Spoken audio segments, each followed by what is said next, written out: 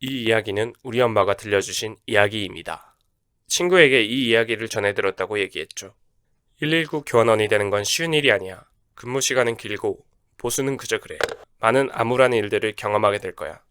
친인척이 눈앞에서 죽어가는 상황에서 전화를 거는 일, 교통사고, 가정폭력 등이 일상이지.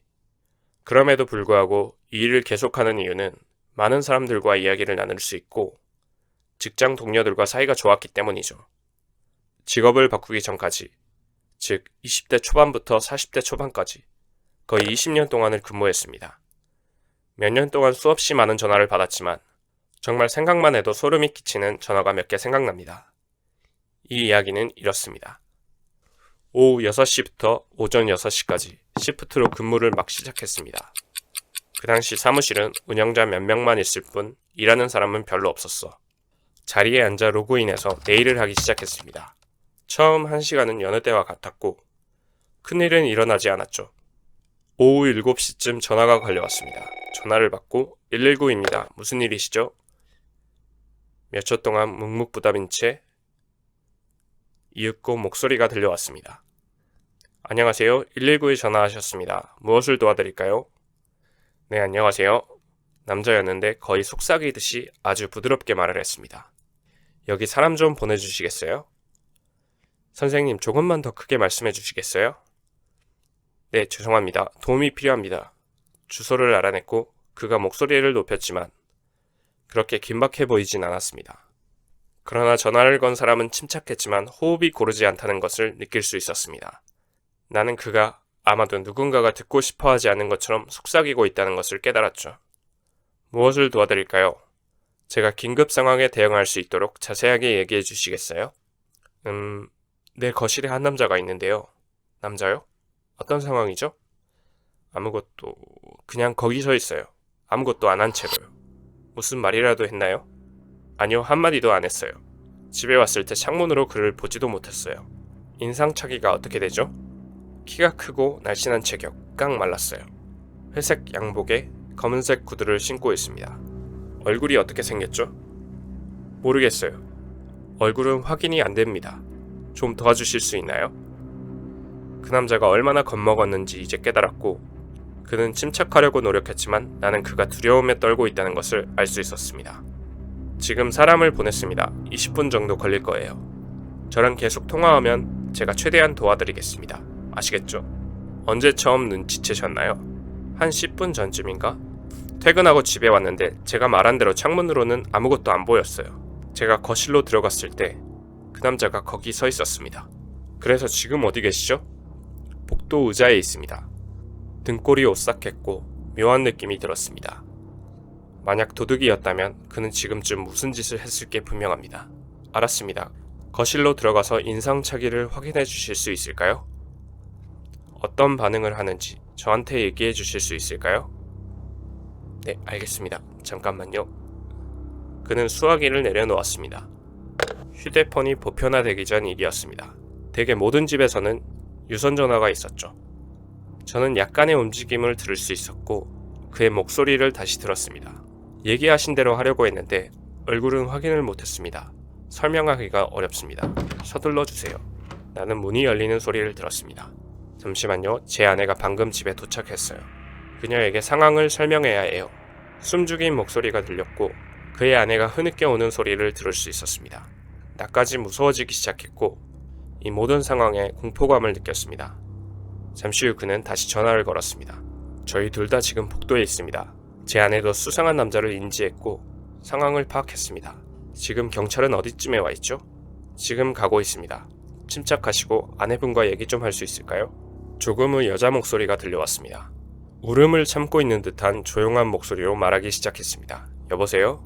여보세요? 혹시 거실에 있는 사람에 대해 말씀해 주실 수 있나요? 네, 키가 매우 크고 호리호리한 체격입니다. 회색 양복에 검은색 신발을 신은 채 새로 산 카페 위에 서 있어요. 사람들이 공황 상태에 빠지거나 충격을 받을 때 그들은 종종 상황을 제대로 파악하기 어렵고 상황에 대처하기가 어렵죠. 그녀는 이야기를 이어나갔습니다. 저는 헬스장에 갔다 와서 평소보다 집에 늦게 왔습니다. 제가 우리 집 주차장에 차를 주차했을 때 저는 거실에 있는 탁상용 전등이 켜져 있는 것을 발견했습니다. 그곳은 제가 그림을 그리는 책상이고 그림을 그릴 때만 불을 켜기 때문에 이상하다고 생각했어요. 하지만 저는 거실에 있는 사람을 보지 못했습니다. 알겠습니다. 거실에 있던 남자는 아무 말도 안 했나요? 네, 소리나 움직임이 없었어요. 제 색 카펫을 더럽히고 있어요. 제발 빨리 사람을 보내주세요. 그녀는 다시 울기 시작했습니다. 다시 남편이 전화를 받았습니다. 접니다. 경찰이 가까이 있나요? 네, 이제 겨우 몇 분 안 남았습니다. 둘 중 한 분이 밖에 나가서 경찰과 접촉해야 합니다. 저희가 도와드릴 수 있게요. 저는 못하겠어요. 아내를 혼자 둘 수 없습니다. 아까 말씀드렸다시피 이 전화는 유선전화를 통해 걸려온 전화여서 통화를 하면서 바깥에 나갈 수 없었죠. 제 생각엔 몇 분만 버티면 될 것 같은데 왜 그래야 하죠? 갑자기 그는 조용해졌습니다. 나는 그의 주의를 끌려고 노력했지만 그나 그의 아내 모두 소리를 내지 않았습니다. 나는 바스락거리는 소리와 함께 발자국 소리를 들었습니다. 무거운 발소리가 들려왔습니다. 그리고 저는 제가 들어본 것 중 가장 소름 끼치는 소리를 들었습니다. 그 소리는 사람이 내는 소리라고 생각되지 않을 정도로 엄청 강렬했습니다. 온몸에 털이 하나하나 서기 시작했고 그 후 아무런 소리도 들리지 않았습니다. 여보세요? 계세요? 여보세요? 뚝. 전화가 끊겼고 다시 전화를 걸어봤지만 받지 않았습니다. 하지만 그때 저를 혼란스럽게 했던 것이 모니터에는 순찰대가 그 주소로 보내졌다는 표시가 없었던 겁니다. 출동한 순찰차와 집에 1시간 동안 전화를 걸어봤지만 소용이 없었습니다. 나는 계속 일하고 전화도 받아야 했지만 그 일은 밤새도록 내 마음에 걸렸죠. 일이 끝나자마자 곧바로 동네 경찰서에 근무하는 친구에게 차를 몰고 갔고 제가 이 사건에 대해 물어봤지만 그날 밤 그 주소로 경찰차가 출동한 적이 없었다고 했죠.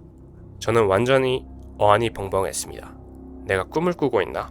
내가 환각을 본 건가? 나는 이게 꿈이 아니라고 확신했습니다. 그 소름 끼치는 소리도 생각났습니다. 저는 차를 몰고 집에 가서 몇 잔의 와인을 마신 후에야 겨우 잠이 들었습니다. 며칠 후 저는 하루 휴가를 냈습니다. 나는 이 일의 진상을 규명하고 내 마음을 달래기로 결심했습니다. 내 노트에 주소가 적혀 있었고 그 주소로 운전해서 도착했습니다. 우연히 전화가 걸려온 시간과 비슷한 시간에 도착했습니다. 집 앞에 새 차가 있었고 잔디밭을 깔끔하게 손질한 고가 주택들이 즐비한 멋들어진 지역이었죠. 주소지의 집은 눈에 띄지 않은 곳이었고 화려하게 여러 종류의 꽃으로 꾸며진 정원이 있는 옅은 노란색 집이었습니다. 별다른 점은 없어 보였고 조용하고 분위기는 따스해 보였습니다. 하지만 그때 전 뭔가를 알아차렸습니다. 창문에는 불빛이 있었고 그것은 밝게 빛나는 탁상용 조명등이었습니다. 제가 다음 행동으로 뭘 해야 할지 판단이 서지 못한 채 이것을 바라보고 있을 때 차 한 대가 진입로에 들어섰습니다. 주차된 것은 신형 BMW였습니다. 차에서 한 여자가 내렸고 제가 서 있는 곳에서 향수 냄새를 맡을 수 있었습니다. 이상한 점은 그녀가 저를 전혀 알아채지 못하는 것 같았다는 점이었죠. 저는 그들의 집 바로 앞에 서서 그 집을 똑바로 쳐다보았습니다. 대부분의 사람들은 적어도 당신의 집 앞에 서 있는 낯선 사람에게 반응할 것입니다. 그녀는 집을 향해 걷기 시작한 지 얼마 안 가 갑자기 멈추었습니다. 이상하네. 왜 내 책상에 불이 켜져 있지? 저는 그 목소리를 바로 알아챌 수 있었습니다. 그 아내였죠. 나는 어떻게 해야 할지 몰라서 꼼짝도 못했습니다. 다시 온몸에 털이 곤두섰고 그 아내는 현관으로 걸어가 문을 열고 안으로 들어갔습니다. 나는 10분 정도 집 앞에 서서 책상 불빛이 켜져 있는 창문을 유심히 바라보았습니다. 아무 일도 없었습니다. 결국 저는 제 차에 타고 차를 몰고 떠났습니다. 저는 이 공포감을 떨칠 수가 없었습니다. 저는 이후 그 사건과 비슷한 이야기에 대해 들은 적이 없습니다. 저는 나중에 그 동네를 떠나서 다시는 가보지 않았는데 그냥 그곳에 사는 게 기분이 좋지 않았습니다. 30년이 넘었지만 아직도 선명하게 기억하고 있습니다. 떨리는 남편의 목소리, 울고 있는 아내의 목소리, 그리고 그 이상한 소리.